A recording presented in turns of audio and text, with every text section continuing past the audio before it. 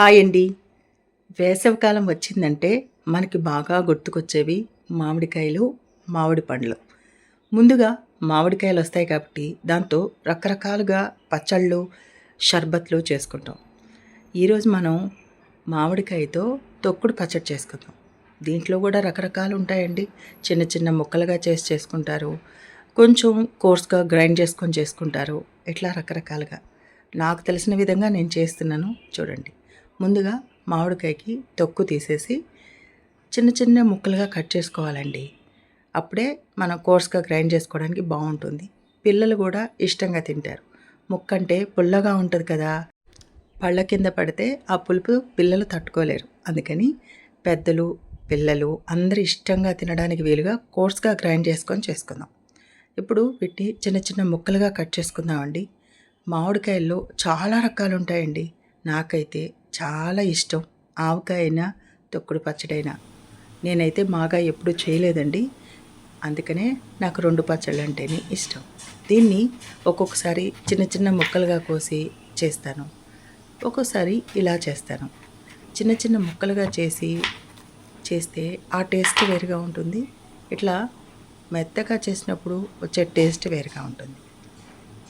ముందుగా చిన్న చిన్నగా ముక్కలు కట్ చేసుకుందామండి. చూడండి, ఇట్లా కట్ చేసుకోవచ్చు, పెద్దగా కట్ చేసుకోవచ్చు. మనం మిక్సీలో వేస్తున్నాం కాబట్టి ఇలా కట్ చేసుకుంటే ఒక్క తిప్పగానే సరిపోతుంది. చాలా టేస్ట్గా ఉంటుందండి ఈ పచ్చడి. విటమిన్ ఏ ఎక్కువగా ఉంటుంది. ఏ కాలానికి తగ్గ పళ్ళు కాయలు తినాలండి, అప్పుడే ఆరోగ్యానికి మంచిది. పిల్లలకి అన్ని పళ్ళు అన్ని కాయలు అలవాటు చేయాలి చిన్నప్పటి నుంచి.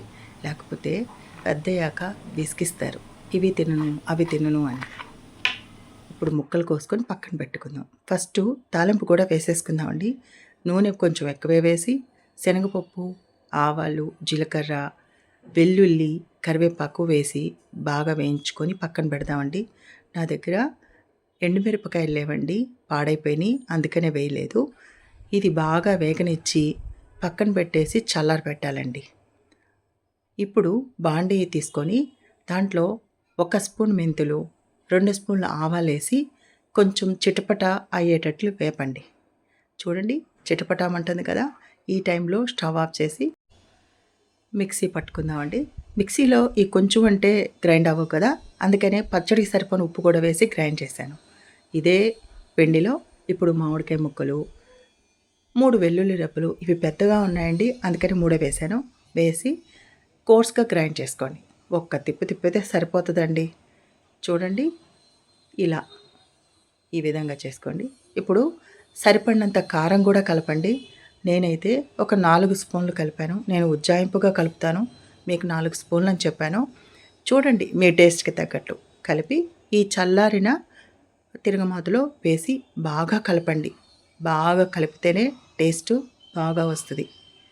చూడండి, ఈ విధంగా బాగా కలుపుకోండి. చాలా టేస్ట్గా ఉంటుందండి అన్నంలో. పిల్లలకి కాస్త నెయ్యి వేసి వేస్తే చాలా ట్యాంగీగా టేస్టీగా ఇష్టంగా తింటారు పిల్లలు. చూడండి ఎంత ఎమ్మీగా ఉందో కదా. మరి మీరు ట్రై చేస్తారు కదా. బిరెన్ వైఫ్ ఛానల్ని లైక్ చేసి షేర్ చేసి సబ్స్క్రైబ్ చేసుకోండి.